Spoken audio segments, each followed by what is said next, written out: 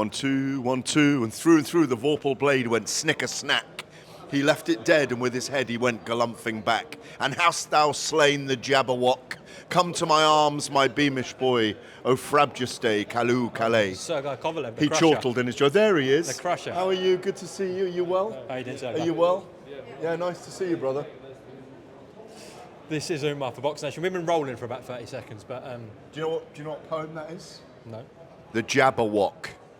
Okay. 'Twas brillig and the slithy toves did gyre and gimble in the wabe. All mimsy were the borogroves and the mome wraths outgrabe. Right, we can talk about poems another day because we've had John Fury and Team Usyk have a very heated clash in the Hilton today. Just get your instant reaction, Gareth. Very dramatic moment. I heard all the chanting, Usyk, Usyk, Fury, Fury, from the two camps, the two tribes that are going to war here on Saturday night. And it does feel like two tribes with massive entourages. We're set for a huge event on Saturday night, a massive moment in both men's careers, both undefeated, both believing in themselves very, very deeply. And it spilt over. One of Krasyuk's team got into the face of John Fury. He told me that they were insulting his son, insulting his family, and he dropped his head on him. John cut his head. It's a very dramatic moment. The security were in very quickly to stop it boiling over into anything more than that. I think Shane Fury was being interviewed at the time, and Shane is very much an enforcer in those scenarios. He was over very quickly. But the security did a job of moving everyone out the way. Tyson Fury was in a side room at the time, I think with Sky Sports being interviewed. And it boiled over and then it bubbled down very quickly. Yeah. Well, there was a few more chants of Usyk. I heard. I came back, was uploading here, and then in the main bit you could hear. So it did carry on for a little bit longer. But I think the main point. And so it should. Should it? They're here for their guy. They're only chanting Usyk, Usyk. It's fine. It's part of the drama of fight week. Shane's point. I just spoke to Shane, and he said, "Look, we're at a media day here in Saudi Arabia. It's only going to lead to confrontation if you go in." This is about confrontation. John told me he only ever does things for a reason. There's always a reason behind him doing things. He didn't do it for no reason. Obviously, the incident is there. It's on camera. Everyone can see it. They know what happened. John looks like he took a preemptive strike in some way.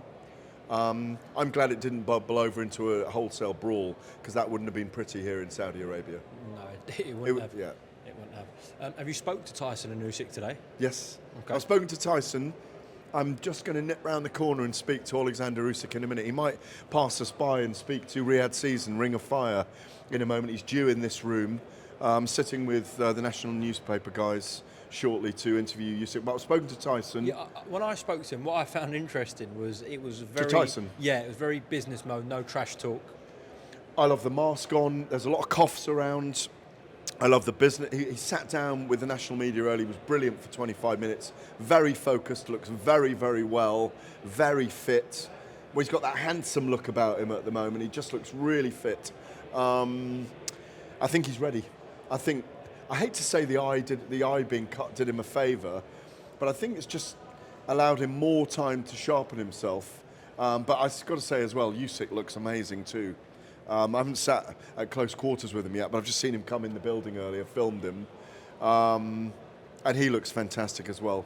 It's down to who produces on Saturday night. Do you think potentially we could see Tyson Fury fight as a southpaw for quite a lot of this fight? And I asked that because obviously we saw him against Derek years back completely dominate in that style. So he can fight as a southpaw, and to nullify a southpaw, the best way is to be a southpaw yourself. Yeah, if he uses it. But against Derek, he was using his left uppercut loads. No, I think he'll use his jab. I think he'll stay in the orthodox stance for a while. So? And jab. Yeah, he's got very, very long jab. But he might switch. He might switch. He might just switch, but not be in range when he switches. It wouldn't surprise me to see him use it. But he is naturally an orthodox fighter, and maybe his southpaw works better against an orthodox fighter. Perhaps. I think he'll do everything he can in his power.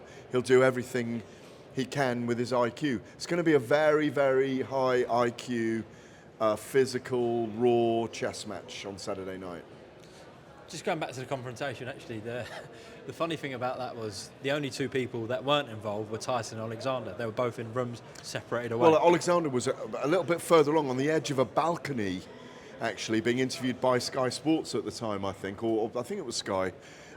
My concern was if there was a brawl, he could be knocked over the edge of the balcony. But they weren't involved. I don't think we'll see that from maybe.